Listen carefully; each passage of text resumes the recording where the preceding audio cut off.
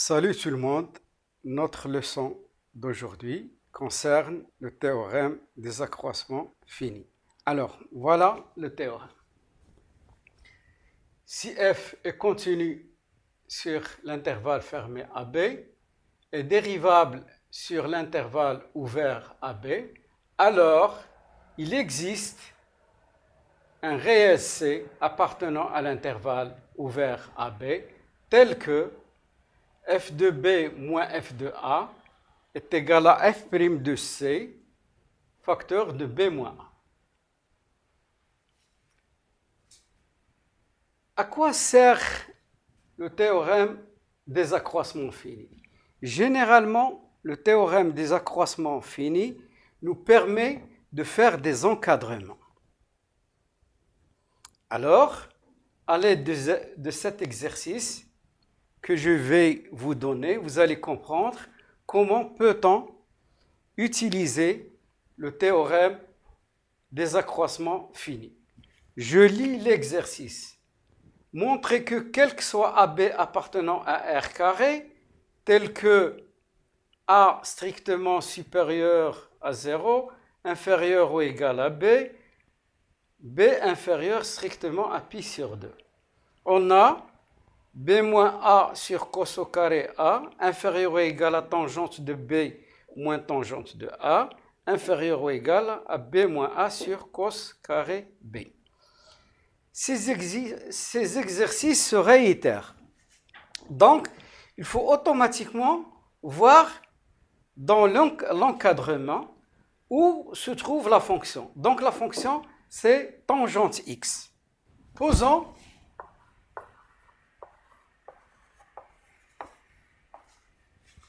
phi de x est égal à tangente x. Phi est continu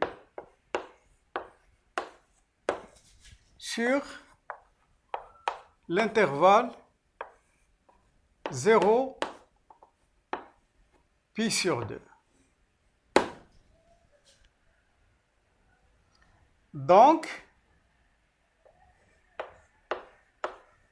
continue sur l'intervalle AB, car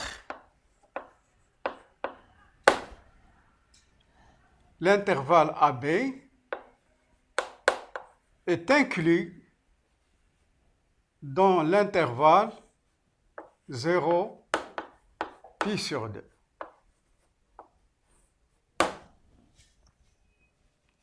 Phi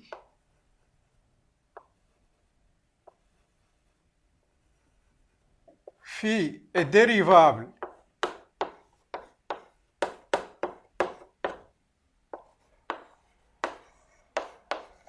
sur l'intervalle ouvert 0 pi sur 2.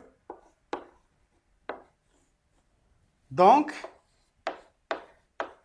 dérivable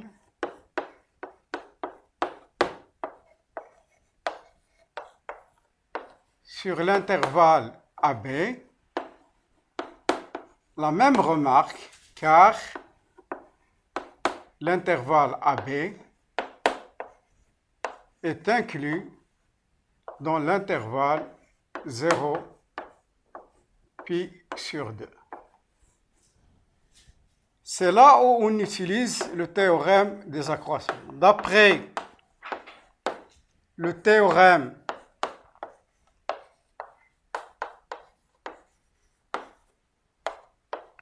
des accroissements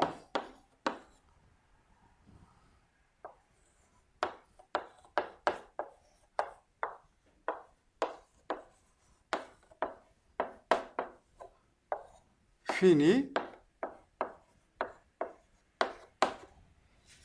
il existe un C appartenant à l'intervalle AB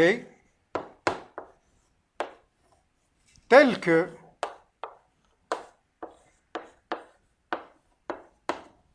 phi de B moins phi de C, pardon, moins phi de A, est égal à phi prime de C, facteur de B moins A. Alors, il nous faut la dérivée, phi prime de C. D'abord, calculons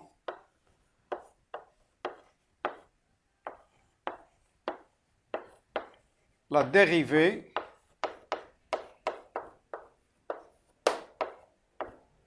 de phi.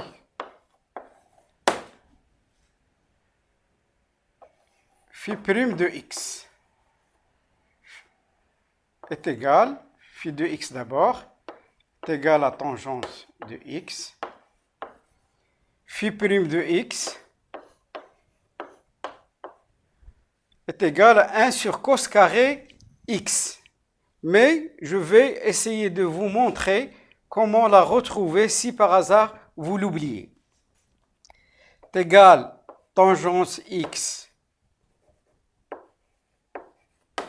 prime est égal à sinus x sur cos x prime.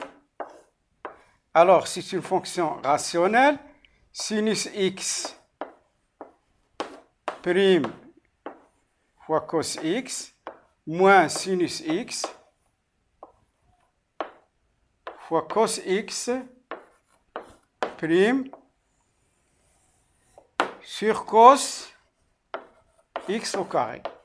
U prime v moins uv prime sur v carré qui est égal cos x fois cos x, c'est cos au carré x.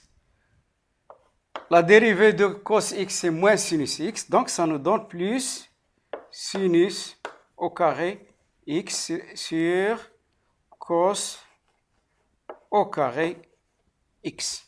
C'est égal à 1 sur cos carré x. Phi prime de x. Alors, nous allons remplacer dans cette relation. Phi de B, c'est tangente de B, moins phi de A, c'est tangente de A, phi prime de C est égal à 1 sur cos carré C,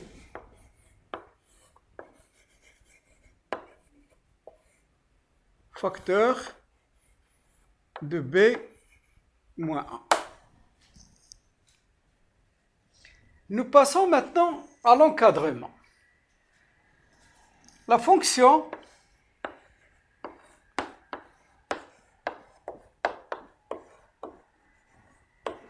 x qui fait correspondre cos x est décroissante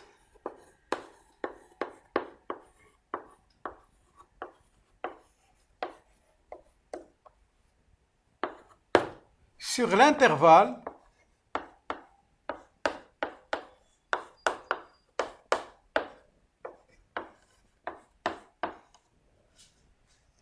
zéro pi sur 2.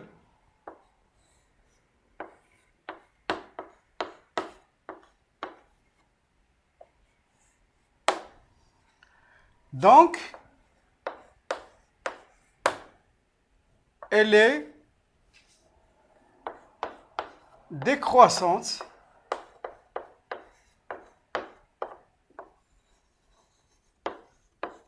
sur l'intervalle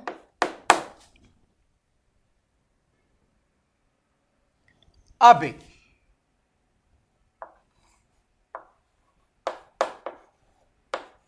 Car, la même remarque qu'on a faite auparavant, car 0, l'intervalle AB est inclus dans l'intervalle pi sur 2. Bien. Donc, si C il est compris entre A et B, cela implique que cos de C il est compris entre cos de B et cos de A. Regardez, on a changé les places parce que la fonction est décroissante. Nous partons de cos de B inférieur ou égal à cos de C inférieur ou égal à cos de A. Nous travaillons maintenant avec les équivalences. Je peux élever au carré.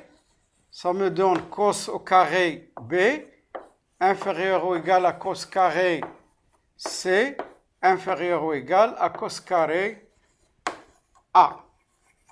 Ce qui est équivalent, les inverses, bien sûr, je vais inverser aussi les emplacements des nombres.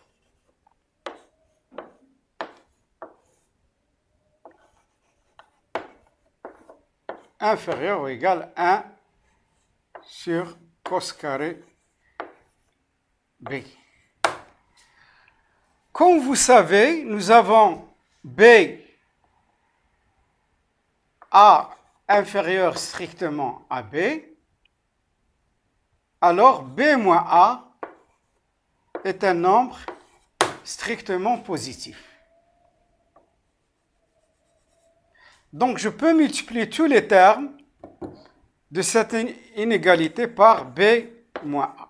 Donc ça me donne B moins A sur cos au carré A, B moins A sur cos au carré C, B moins A sur cos au carré B. Remarquez très bien que B moins A sur cos carré C, c'est tangente B moins tangente A. Donc,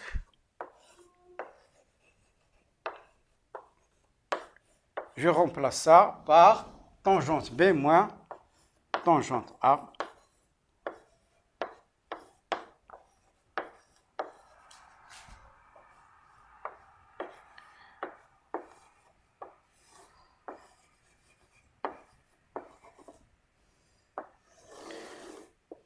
Voilà, j'ai répondu à la question. Et ceci peut être valable pour toute fonction.